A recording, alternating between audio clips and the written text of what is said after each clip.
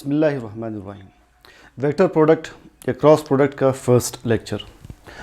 अगर हम किसी वेक्टर को एक और वेक्टर बी के साथ मल्टीप्लाई करें, वेक्टर ए को बी के साथ मल्टीप्लाई करें और इनका प्रोडक्ट एक और वेक्टर आ जाए, तो इस प्रोडक्ट को हम कहेंगे वेक्टर प्रोडक्ट, इसलिए कि रिजल्टेंट वेक्टर फॉर्म में है, या हम इसे कहेंगे क्रॉस प्रोडक्ट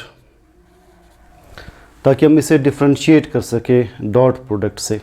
क्रॉस और डॉट से डिफरेंशिएट करने के लिए है। तो ए क्रॉस बी का आंसर यहाँ पर वेक्टर सी आ रहा है। अगर आप प्रैक्टिकली देखना चाहें, अगर आप टॉर्क एग्जांपल लें, देखिए अगर हम फोर्स को मल्टीप्लाई करते हैं एक और वेक्टर मोमेंट आर्म के साथ, इसे हम मोमेंट आर्म पढ़ते हैं, ये टॉर्क के टॉपिक में आपको क्लियर होगा, तो आंसर आएगा टॉर्क। एक वेक्टर को अगले वेक्टर के साथ मल्टीप्लाई किया, आंसर अगेन वेक्टर ही आ रहा है। Torque is equal to F R sine theta. बिल्कुल इसी तरह से ए क्रॉस बी का आंसर क्या होगा? A cross B is equal to A B sine theta. ये A B sine theta resultant का मैग्नीट्यूड है। It is the magnitude of resultant. जबकि रिजल्टेंट की डायरेक्शन बताने के लिए हम इसके साथ एन कैप लगाते हैं। N cap is a unit vector, it shows direction, it shows direction. तो जो रिजल्टेंट होगा, जो भी रिजल्टेंट हो, जिसे हम यहाँ पर सिंबल सी से शो कर रहे हैं, उसका मैग्नीट्यूड होगा ए बी साइन थीटा और डायरेक्शन हम एन कैप से शो करते हैं। अब हमने इस सी की डायरेक्शन डिस्कस करनी है कि सी की डायरेक्शन क्या होगी। देखते हैं, एक वेक्टर ए को हम मल्टीप्लाई कर रहे हैं वेक्टर बी के साथ। ए को बी के साथ आप मल्टीप्लाई कर रहे हैं, तो हमने सी की डायरेक्शन मालूम करने के लिए एक रूल अप्लाई करना है। उस रूल को कहते हैं राइट हैंड रूल। हम राइट हैंड रूल अप्लाई करते हैं। राइट हैंड रूल ये है कि जिस डायरेक्शन में आपने ए को बी के साथ मल्टीप्लाई किया है, उसी डायरेक्शन में अब राइट हैंड के 4 फिंगर्स को कर्ल कर लें लाइक दिस। जो थंब की डायरेक्शन होगी वही रिजल्टेंट की डायरेक्शन होगी। अब मैं राइट हैंड के 4 फिंगर्स को एंटी क्लॉकवाइज कर्ल कर रहा हूँ। जो थंब है इसकी डायरेक्शन अपवर्ड है, तो सी की डायरेक्शन यहाँ पर अपवर्ड होगी, सी ये होगा, it is C. Vector C की डायरेक्शन ये होगी, इट इज़ सी। अब मैं कह रहा हूँ कि ए बी और सी तीनों आपस में परपेंडिकुलर हैं। ए बी और सी तीनों आपस में परपेंडिकुलर हैं। कैसे परपेंडिकुलर हो सकते हैं? देखिए ए एक्स एक्सिस पर है, सी किस एक्सिस पर आ रहा है? C is on Y axis. B किस एक्सिस पर है? बी असल में इस एक्सिस पर है। ये कौन सा एक्सिस है? It is Z axis.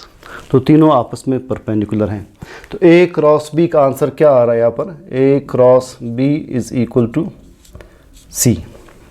अब अगर आप बी क्रॉस ए मालूम करना चाहें, फिर कैसे मल्टीप्लाई करेंगे और फिर सी की डायरेक्शन क्या होगी?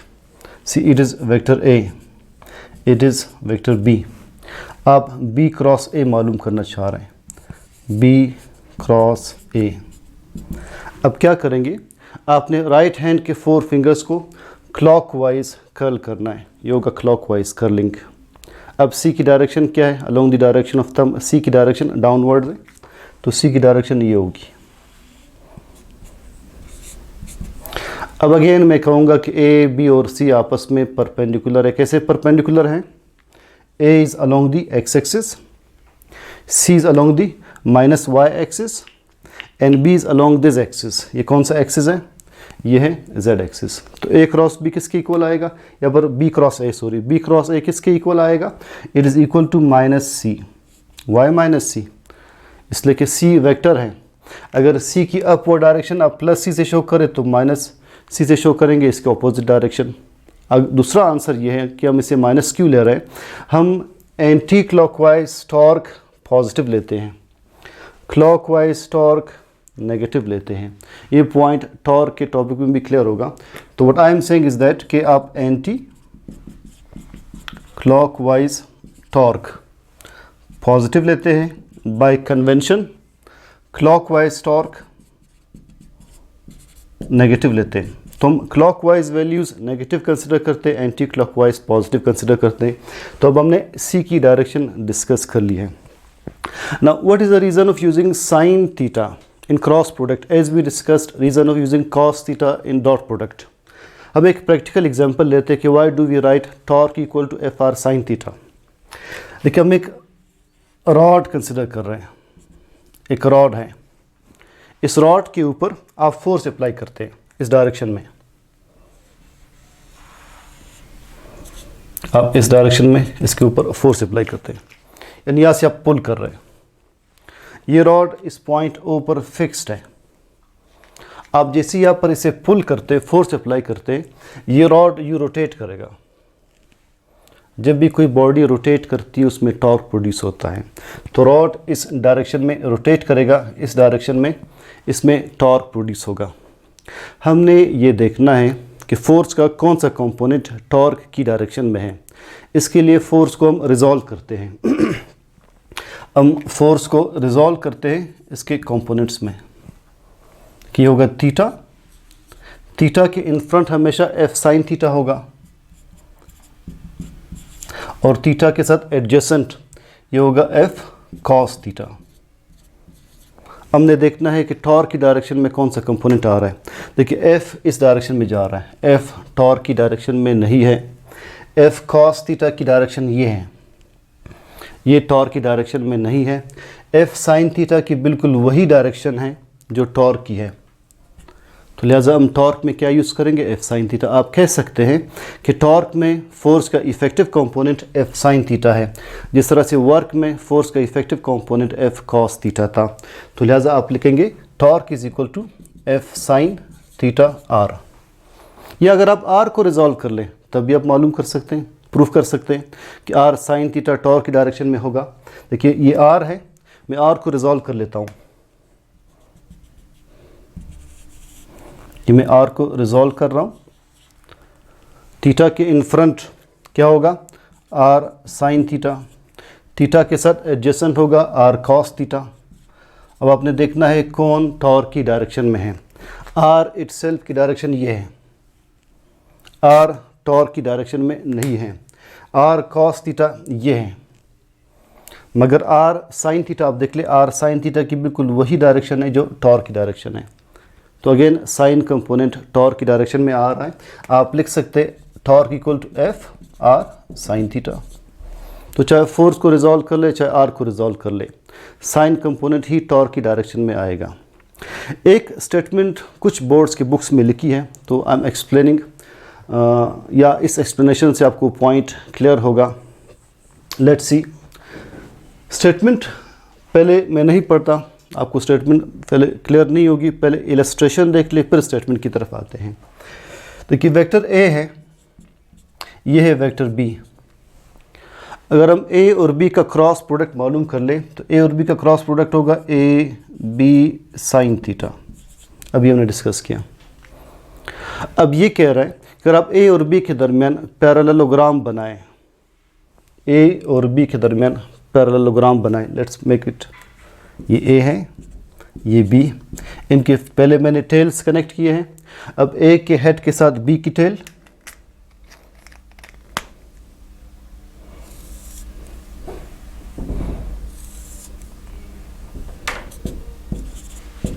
और बी के हेड के साथ ए की टेल। ये एक पैरेललोग्राम बना। अब इस पैरेललोग्राम का एरिया मालूम कर लें। वो जो आप एरिया कैलकुलेट करेंगे इसका, वो एरिया इसके इक्वल आ जाएगा, ए और बी के रिजल्टेंट के इक्वल आ जाएगा। कैसे मालूम करेंगे एरिया, आप बी से एक प्रोजेक्शन ड्रॉ कर ले ए पर, बी से प्रोजेक्शन ए पर ड्रॉ कर ले तो थीटा के सामने ये होगा बी साइन थीटा या बी कॉस थीटा आ जाएगा। हमने इस पैरेललोग्राम का एरिया मालूम करना है। सो मैं लिख लेता हूँ area of parallelogram. Area means length into width. Length into width. अब आप बता दें इसकी लेंथ क्या है, ये है लेंथ ए, ठीक है। विड्थ क्या है, ये है width B sine theta. Area किसके इक्वल आ रहा है, ए बी साइन थीटा। अब आप देख ले ए क्रॉस बी का जो रिजल्टेंट है वो है ए बी साइन थीटा। इस पैरेललोग्राम का जो एरिया है वो क्या है, A B sine theta, A B sine theta. जो एरिया का आंसर आ रहा है वही ए क्रॉस बी का आंसर आ रहा है। अब आप ये स्टेटमेंट देखें, the cross product of two vectors, I hope it is visible, the cross product of two vectors is equal to the area of parallelogram made by these two vectors. The cross product of two vectors, the resultant of cross product of two vectors, it is equal to the area of parallelogram made by these two vectors. ये बिल्कुल equal आ रहा है। तो ये इसकी explanation है। Hopefully ये कंसेप्ट आपको क्लियर है। इसकी करेक्टरिस्टिक्स इंशाल्लाह हम नेक्स्ट लेक्चर में डिस्कस करेंगे। सी यू देन इंशाल्लाह।